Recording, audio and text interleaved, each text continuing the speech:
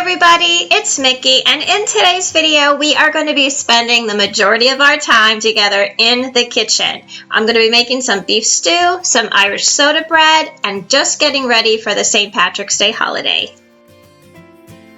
So before I head out the door, I wanted to share my outfit of the day with you. So this should be no big surprise. My dress is from Ann Taylor. I probably get like 75% of all my clothes from there. Now my denim jacket is from Denim & Company. It's a brand that you can find only on QVC. I have on my blue suede Mark Fisher boots, and I'm wearing some mixed metal hoops that I found from Target. So I will meet you all back here in a few hours. So St. Patrick's Day for us is one of those holidays where you just gather your family around you, you have some really good food, and you just sit back, relax, and enjoy yourself. And I wanted to show you today what I got in the mail from one of my friends out there. And I absolutely love it. I think they got it on Amazon, so I will find it and I will put it in the information bar down below. And it says, Proud Irish Italian American, and it has a big old shamrock there at the bottom. And I just love things like this. I love sweatshirts anyway. As you know, I love to be cozy, and this is something that I will probably wear every St. Patrick's Day from here on out. So I just wanted to say a big thank you. And right now I'm gonna go get myself changed, and we're gonna get in the kitchen and we're gonna get cooking. This beef stew recipe that I make every year for St. Patrick's Day is by no means a traditional Irish recipe. Traditional Irish stew has a beef gravy, and this recipe has a tomato-based gravy. So however you make your beef stew, you're going to need some cubed beef. This is about 2 to 2 1/4 pounds of beef. You're also going to need to chop some carrots, some celery, some red skin potatoes, an onion, and a couple cloves of garlic. You will need some Worcestershire sauce, some white wine, which is completely optional. You can leave it out if you want to. You're going to need some tomato sauce, some beef broth. You'll also need a bunch of different seasonings: garlic powder, parsley, bay leaf. You'll need some salt and pepper, some thyme, rosemary, Mrs. Dash, and some basil. Of course, all the information that you're going to need for the recipes today, you'll be able to find in the information bar down below and on my blog at mybashfullife.com. So to get us started, we gotta get chopping. Go ahead and chop up your celery, onions, and peel your garlic so that we can mince it into our stock pot. To begin the whole browning process, put about 4 or 5 tablespoons of regular flour on a plate. Season your beef well with salt and pepper, garlic powder, and Mrs. Dash. Dredge the meat in the flour and brown in olive oil in a large pan.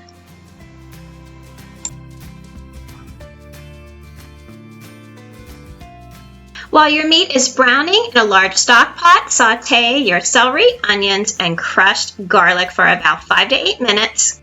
Add about 1/4 cup of the white wine, the tomato sauce, and the beef broth. Once your beef is all brown, go ahead and add that to the stock pot. Next, we chop up the potatoes and the carrots. You can really use any kind of potatoes that you like. I use the red skin potatoes because I don't have to peel them, and I really think they add a little extra flavor to the stew. Along with the potatoes and carrots, add to the pot all of your seasoning, bring it to a boil, and then you're going to let it simmer for about a half hour to 40 minutes, and then you're done. This is one of those recipes that is really great to make a big batch of and stick in your freezer. Pull it out on one of those really cold nights or when you have some friends coming over for a simple dinner. The beef stew recipe will be in the information section down below. Next up, we are making true traditional Irish soda bread. I got this recipe from a teacher friend of mine, and the loaves come out with just a little crunch on top and super moist on the inside. For this recipe, you're going to need 3 cups of flour, a cup and a half of buttermilk, 1 whipped egg, a half a cup of Crisco, which really is the secret ingredient to keep it all moist. You're going to need a cup of raisins, a half a cup of sugar, 1 teaspoon of baking powder, and 3 teaspoons of baking soda. You'll also need to have a prepared cake pan and a really large bowl for mixing. So I'm going to get started creaming the sugar and the Crisco together in the big bowl, and I'm going to tell you this little story I have about my relationship with Irish soda bread. So just to give you a little background history, now I'm married into a really huge Irish family, and I'm telling you, St. Patrick's Day was like totally their jam. They would all get together every year at my mother-in-law's house, and there would just be a ton of food. We would have such a great time. You know, there'd be ham and cabbage and beef stew, and of course, the much anticipated Irish soda bread. Now, I had grown up baking alongside of my grandmother and my mother, and by this time in my life, you know, I was a pretty darn good baker, but I could not bake an edible loaf of Irish soda bread to save my life. It was literally rock hard, and I do remember one particular St. Patrick's Day, my young nephew used it basically as a hockey puck.